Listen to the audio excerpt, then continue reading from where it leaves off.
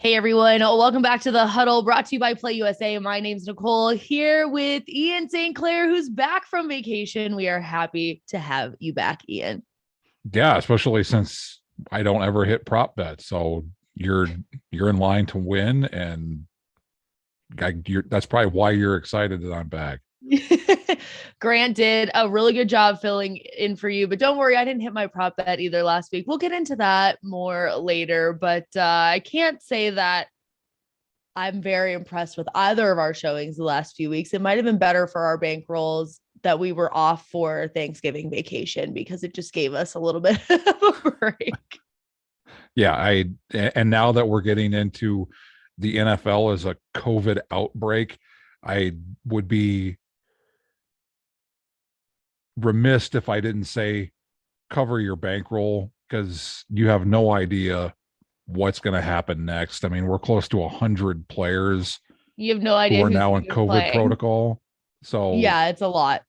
uh, keep that in mind if you're going to bet this weekend. And we'll get into this, but if you look at the current betting markets, usually the sports books start having prop bets up for the week at this point.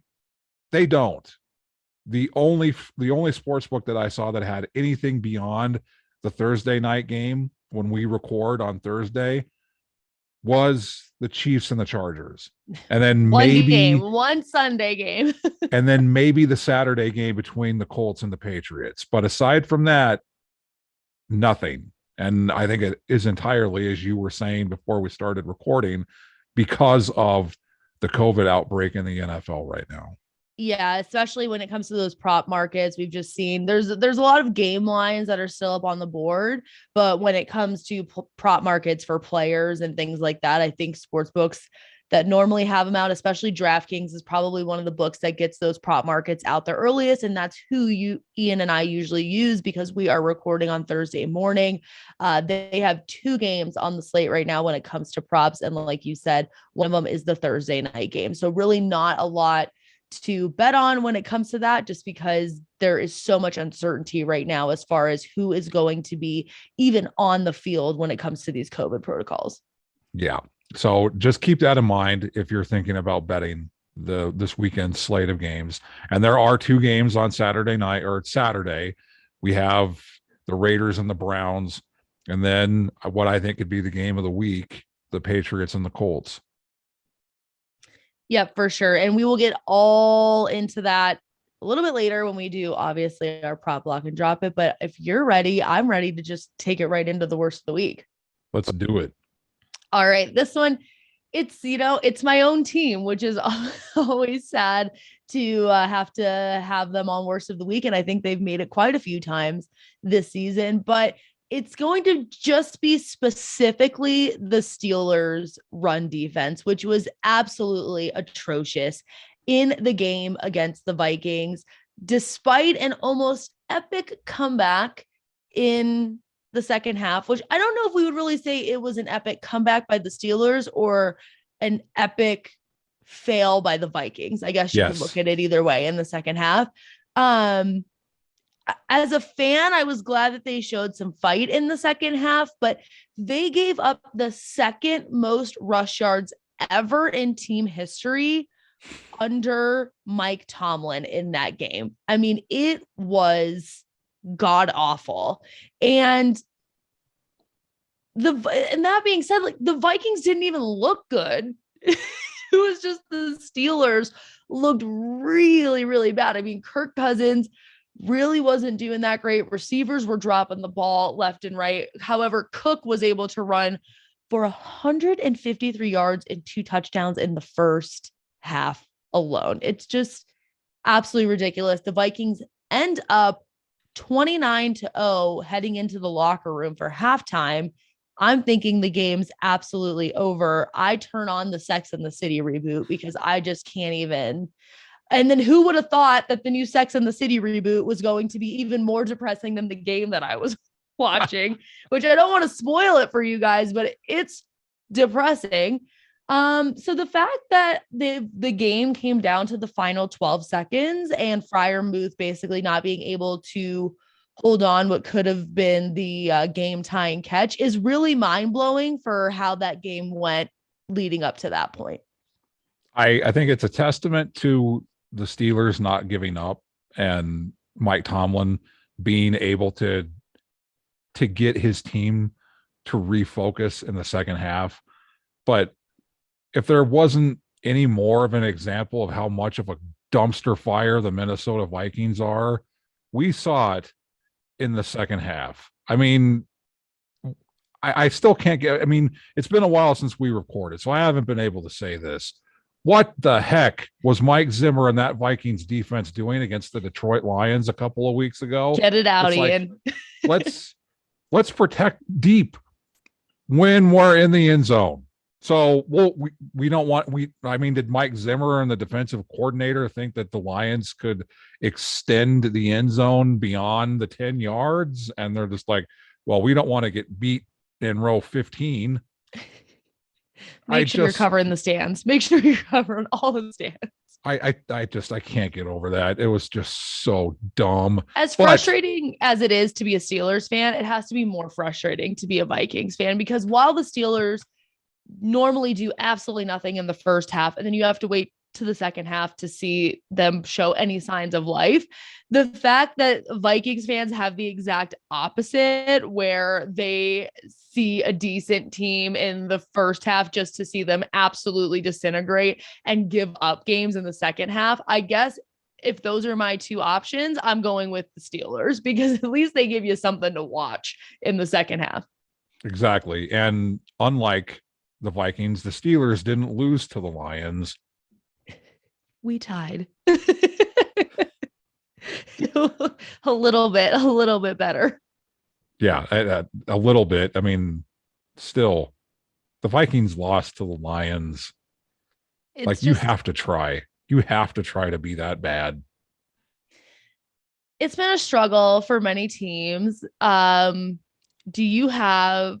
I have an honorary mention, I think, for worst of the week, but this is related to football family. It's not football. So I'm going to let you go first before I bring in my honorable mention. And I'll just take your honorable mention because it exploded on Thursday before we started recording. And Jackson Mahomes, who is Patrick Mahomes' brother, for some reason, this kid is an influencer. I think his days as an influencer are over. Because I don't know that the Gen Z generation, I feel like all you got to do is come back with a cool, one of these dances on TikTok, and then you're back in it again. But I think for most people, Jackson Mahomes, is he canceled? I would hope so. I hope TikTok turns off his TikTok channel. I mean, that's literally the only course of action here. And the thing is, if you haven't seen it, he complained about not being able to have his huge group come to a local Kansas City restaurant bar and just lost it. And kudos to the restaurant for responding the way they did. I won't read the whole thing. I'll read a little bit. We are sorry that we set boundaries that you tried to ignore. Oftentimes, people with unearned status and a sense of entitlement think they are above the rules and will lash out at the employee enforcing them. We are sorry we could not seat your very large group. As you probably saw, our bar is very small. We are sorry that you have the reach that you do, or at least that you think you do, and that instead of using it for something positive, you decided to use it to try and crush a small business. We survived a global pandemic. We'll survive your ego. And we can put the rest of it up. We'll put the rest of it up and take a look. But I will say they handled it very well. And when a local bar turns against family of their prize possession quarterback, you've done something wrong, buddy. And he hasn't apologized yet. And he won't. And he won't. And I think the worst part is again, whatever, you can be frustrated internally that a small local bar can't seat your giant table, but to go on social media and try to get this local business ruined, what are you doing? This is not what, you should be using your platform for. And again, however you feel about the COVID policies, like I get it. Some people don't feel that there should be social distancing or capacity requirements. That's not what we're getting into here. What we're getting into is the fact that whether you agree with them or not, businesses have to follow them. And if they can't change the rules for you, that doesn't mean that you get to then go out in the world and try to hurt this business's way of providing for people in the local community for where your brother plays, right? This place is creating jobs for Kansas City people. And I get it. If you don't like their COVID policies, that's one thing. But unfortunately, like they have to follow these policies. I'm sure as when it comes to being a business owner and their bottom line, they would love to be able to see your table of 15 or however many it was for business. But unfortunately, they just couldn't do it.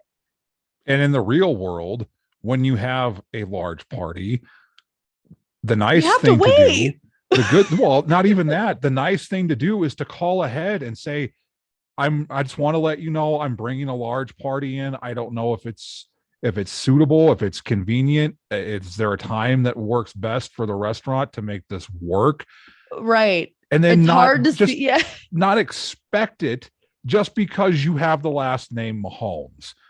I don't know how much the restaurant or bar would have worked if Patrick was involved, but I get the sense that Patrick would at least have the decency to call ahead and let them know that, hey, I'm coming.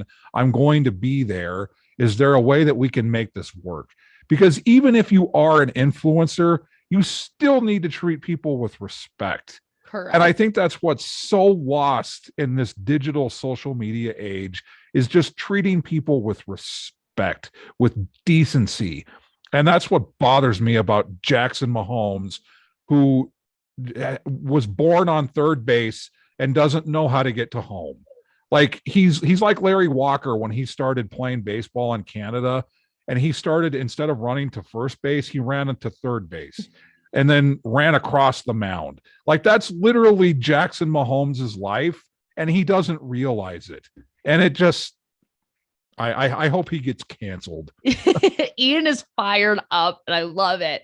But I will say, I mean, Twitter is obviously going crazy with this, which is when is Patrick Mahomes pulling an Aaron Rodgers and canceling the rest of his family?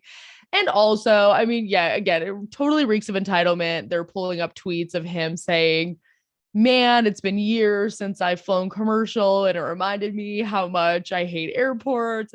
At some point, you got to read the room, buddy. And let me play my violin for Jackson Mahomes. I'm so sorry. Obviously, yeah, it'd be great if we could all fly private, but that is not the reality for most of us. But yeah, it has been quite a few weeks, I feel, of these little mini scandals that have been happening with Jackson Mahomes, and we've had some apologies, come out from them. But now this is the worst part is this is your local fan base. So once they start turning on you, there's really no coming back. I think the Kansas City fans are pretty much they're over Jackson Mahomes. And I think they're over his wife too. I mean, it's like you're getting the double dip here with the entitlement, and poor Patrick. I want everything to be handed to me. It's insane. Yeah, Patrick, I'm sorry, buddy. Just, let's just take a step back, reset, and they'll figure it out. They're young, they're rich, they'll figure it out. But it's not an excuse to not treat people with decency and respect. Okay. Should we go from just one scandal to another? Well, yeah. I mean, at least this one's over. I mean, at least for now. For now. All right. Without further ado, let's take it to Twitter.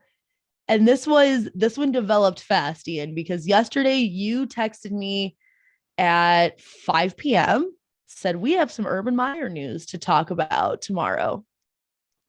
Not the same Urban Meyer news we are talking about today, because at 12:30 a.m. or just past midnight last night in Florida time, Urban Meyer was fired from the Jacksonville Jaguars. And what a time to fire your head coach, midnight.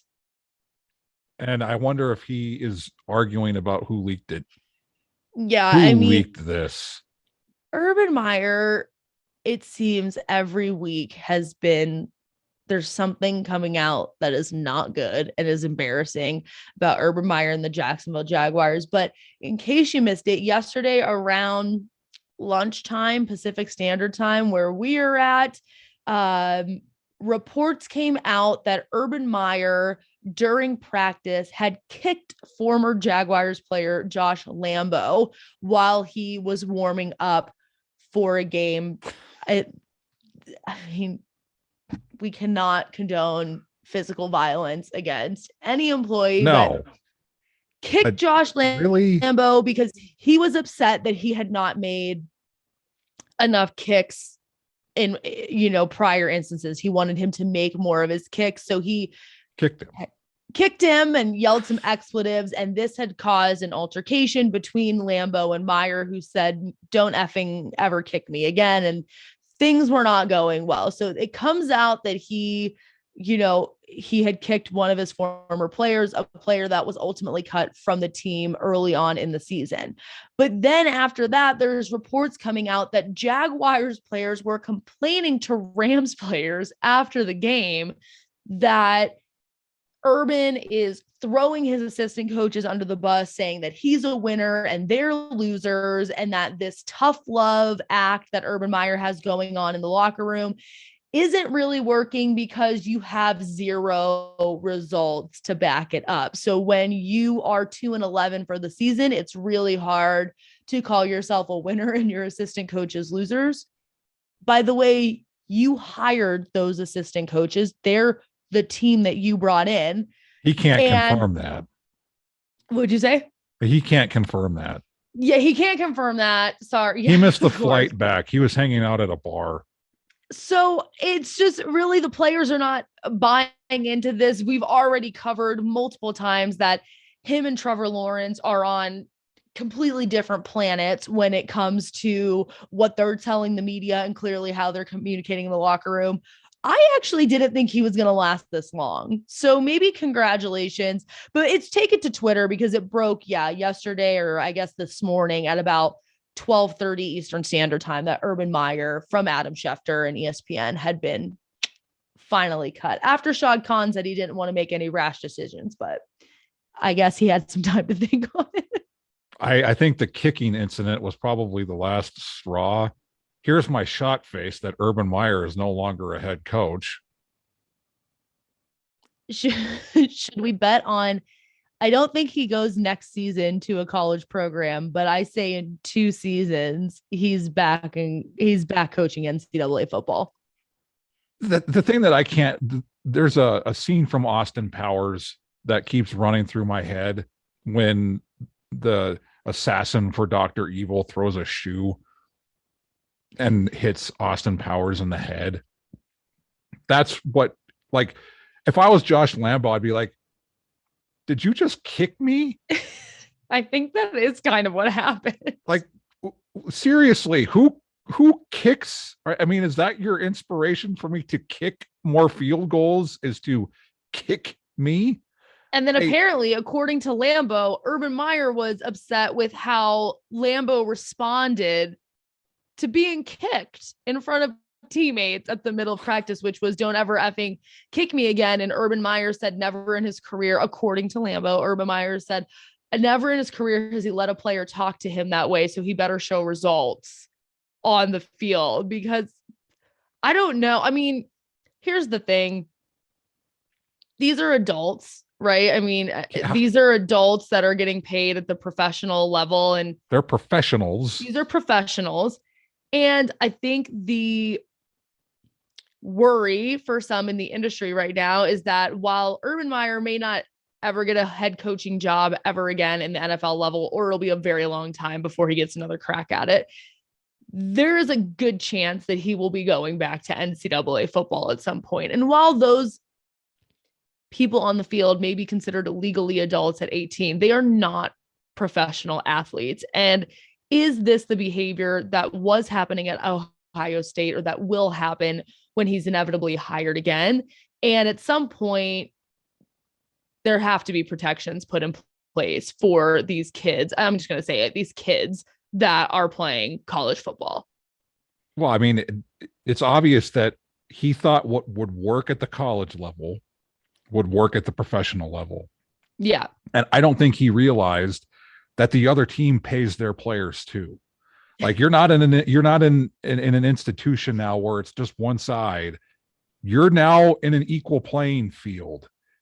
These players don't have to respect you just because you gave them a letter of intent and gave them a scholarship to play for you. You have to earn their respect. As an NFL coach, you have to earn it. And here we are with the respect level again. My hope is he'll never coach in the NFL again. He's done in the National Football League. It was a worse disaster than Bobby Petrino with the Falcons, Nick Saban with the Dolphins. I think Steve Spurrier had a better NFL run than Urban Meyer. My hope is bad. When he does inevitably get another college coaching job, the media does a better job of digging into who he is, that they don't buy his PR spin of, oh, I am a revamped man. I am a Christian faring man. I am a family loving man. Don't be that lazy as a journalist. Dig into it. Don't just buy whatever it is that he feeds you or the university feeds you as a journalist. Dig into it. There's an old saying that I love as a former journalist. If your mother tells you you love you, check it out. We have actually seen, and I will give journalists and media entities credit on Twitter. I mean, this is kind of the sentiment that we have seen on it. Basically, there's been people coming out saying, I made this mistake years ago at Ohio State, saying he's reformed, he's changed, he's not going to do this again, and I looked stupid, so don't make the same mistake as me. And it is refreshing to see a lot of people come out and take accountability and say, hey, I've covered this before and I did it the wrong way. Amen. And clearly I fed into and I ate up the propaganda, and we'll see. I mean, the record wasn't really the embarrassing part. I mean, yes, it's a bad record, right? But there have been many head coaches that have come into the NFL their first season and had a worse record than what the Jacksonville Jaguars will have. Like, that sometimes it happens when you bring on a new coach. It is the insane amount of distractions, and when off the field, when he's talking to the media, when he's, can't get on the same page as Trevor Lawrence.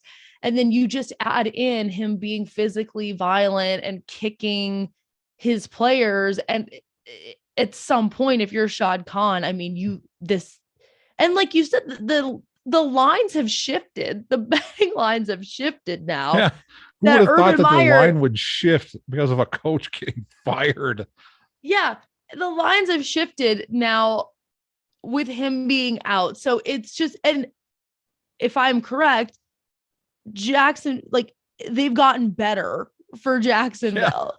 Yeah. So we've talked many a times about, oh, this coach is out for COVID, or what happened with the Gruden situation and how the lines have shifted. Normally a few points, not in the, great direction when you have a shakeup at the coach level, but with Urban Meyer being out, they, I guess, feel that there's less distractions now. Maybe they're calling it the revenge game for the Jacksonville Jaguars, and lines have actually shifted in favor of the Jags. So if that tells you anything about how awful this experience of Urban Meyer at head coach in the NFL has been, let the betting lines speak for themselves. Yeah. I mean, typically the betting market shifts in opposition of the team that makes the firing. Yes. The line for the Jaguars and the Texans was -3 Jaguars. After the firing of Urban Meyer, it moved to -5. Yes. I mean, I don't know if I've ever seen that. I mean, that is hilarious. I mean, I don't know if sharps were jumping on, oh, the distraction is gone. Now the Jaguars are going to blow out the Texans because they I still mean, have it is Davis the Mills as Texans. their It's the quarterback. Texans, I but mean, yes. It's just it really is fast. And it's not just the physical abuse, it's also the verbal abuse that he was putting on his assistant coaches and then the players. I mean, what's obvious is at the college level, he doesn't think that he needs to earn the respect of the players. Like it's just given to him because he's the god Urban Meyer. And now he was dealt a hard spoonful of reality and it didn't go down well. And he is now out of a job. And now we're not going to have, because I was going to joke that the Take It to Twitter or Worst of the Week could just be called the Urban Meyer segment. And now we don't have that anymore. we don't have any fodder going forward. And the thing is he was in talks for a very long time for taking the USC head coaching job. And I just have to say, thank God we dodged that bullet and paid Lincoln Riley a bajillion dollars to come to the university, because that is the last thing USC needed. so thank you, Urban Meyer, for sticking it out a little bit longer with the Jaguars so that the USC Trojans could hire Lincoln Riley and we could just kind of not have to deal with that situation. But all right, we've talked a really long time about Urban Meyer. I think most people are in agreement with us. If you're not in agreement, I guess you condone the kicking of your employees, but or you're an Urban Meyer family member. Yes, that or that. I think for the most part, but even that, we're in consensus with Twitter. Twitter's in consensus with us. We all feel the same way. And as I've said on this show before, like literally Twitter doesn't agree about anything. But when the Jaguars hired Urban Meyer, everyone was in agreement. This is not going to work. What the heck are the Jaguars doing? And they just now we're all in an I told you so moment. And now the Jaguars have wasted a season of development with Trevor Lawrence because now they're going to have to find another coach and another offensive coordinator, because I don't know how you keep this coaching staff going forward. No. So you're now impacting your number one overall pick. The good news is at least Trevor Lawrence still has that beautiful head of hair. He does have really good hair, but okay, let's just RIP Urban Meyer's NFL coaching career. And the NFL. That's done. In the NFL. Sorry, in the NFL. Yes, obviously in the NFL. All right, let's go to Fantasy Island. And for those of you playing fantasy football, you're probably, gonna row our boat. For those of you playing fantasy football, congratulations, because I believe at this point in the season, you should be in the playoffs. I am not playing for my sanity this season. I'm on a bye this week. You're on a bye, but did you guys make it to the playoffs? Are you in contention for the playoffs, your team? Oh, yeah. The playoffs have started. I'm on a bye. I got one of the top 2 seeds. Congratulations. I've never had that in fantasy, which is why I'm taking a mental break from it. My season has never been that successful, but nevertheless, I'm going to give you a little bit of a tidbit for fantasy football, but I did my research. Don't worry, guys. If you need a quarterback, I would say give Tua a look. According to CBS Sports, he is rostered on less than 60% of fantasy football teams. The Dolphins are facing the Jets this weekend, who have, in a nice way, a suboptimal pass defense. That's the nicest way that I can put it. They have a suboptimal football team. Just in general. And Tua scored 20 fantasy points against them in week 11. I think he can score more in this next face-off. So if you need a quarterback, or if you're looking for a QB2 and you're not really loving yours, give Tua a look.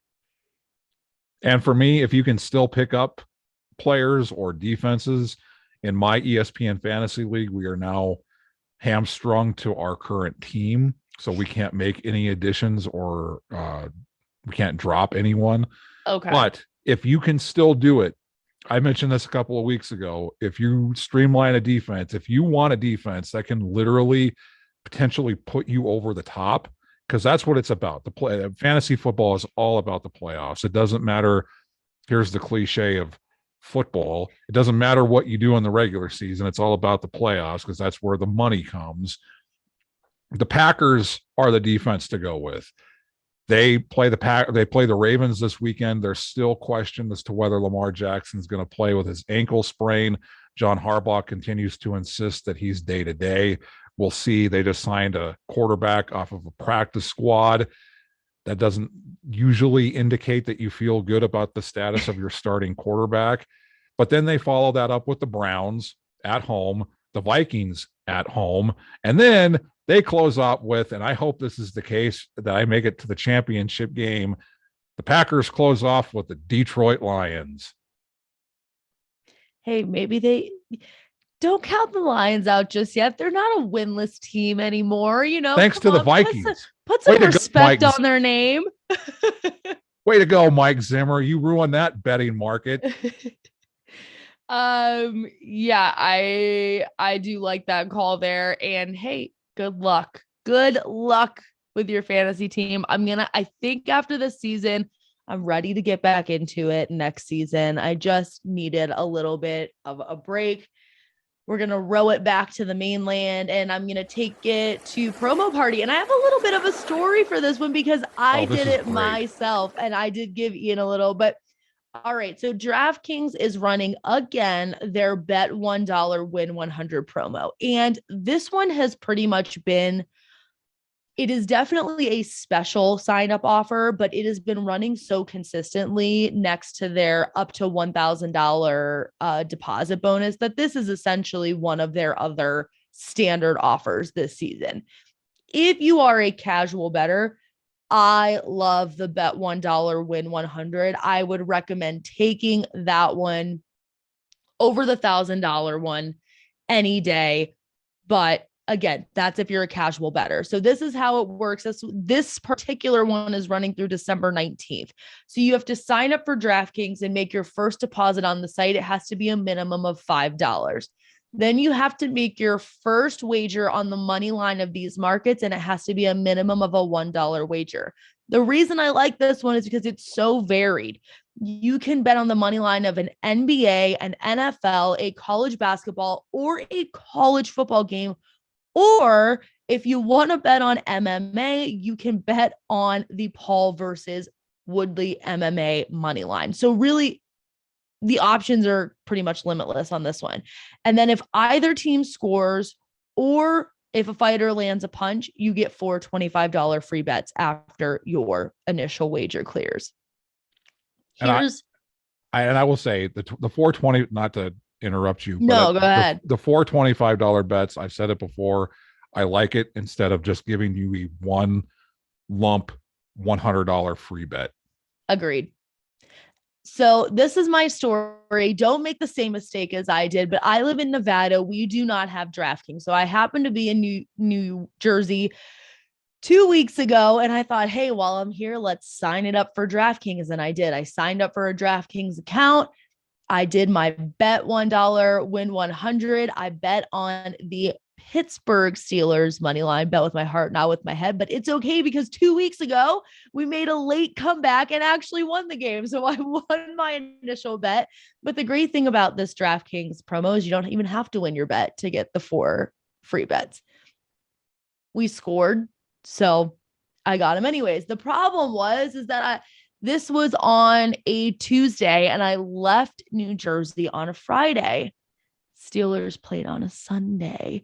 You do not get your bets in your account until your original bet, your original money line wager clears. So I got the free bets after I had already left New Jersey and I was in Nevada. But you know what? That didn't stop me. I got in my car. I drove past the Hoover Dam to the Arizona state line, pulled off on the side of a road for a wash. It was like not an access road, had no food or drink, with me and 3 truckers just taking a break, got on the side of a dirt road, made my 4 free bets, hopped back and drove back to Las Vegas. And hey, it was a fun experience. It was a good experience. I won some free money and can't complain. And that sounds exactly like what I wrote about at playcolorado.com before Wyoming launched legal online sports betting, is people up in Cheyenne, which is right by the Colorado border, would drive south on I-25, get across the border, pull over, make their bets, and drive about the 25 minutes back to Cheyenne. I will say, if you're in Vegas, it's not the worst drive. You get to pass the Hoover Dam, you get a really scenic overlook.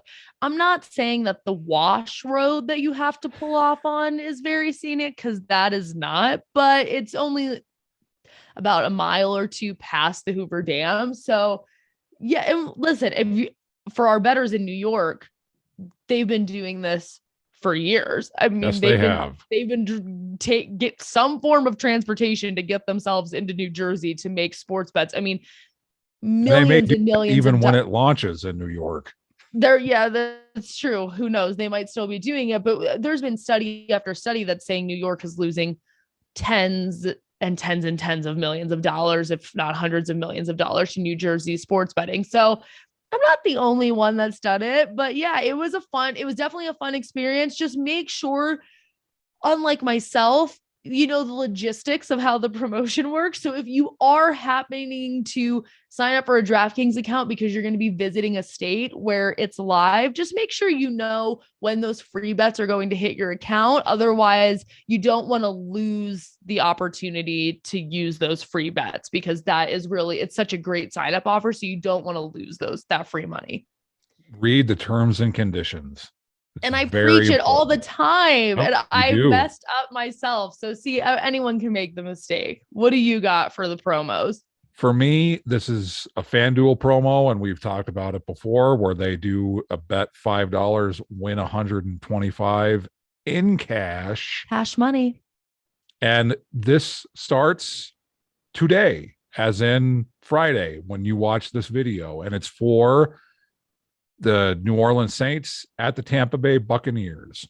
So if you sign up for a FanDuel account, deposit $5 into your FanDuel account, make a first-time deposit, and then there will be an enhanced market on the homepage referring to similar messaging to bet $1 to be scored in the New Orleans, bet $1 for a TD to be scored in the New Orleans Tampa Bay game. So it's not only for a team to win, it's for a touchdown to be scored.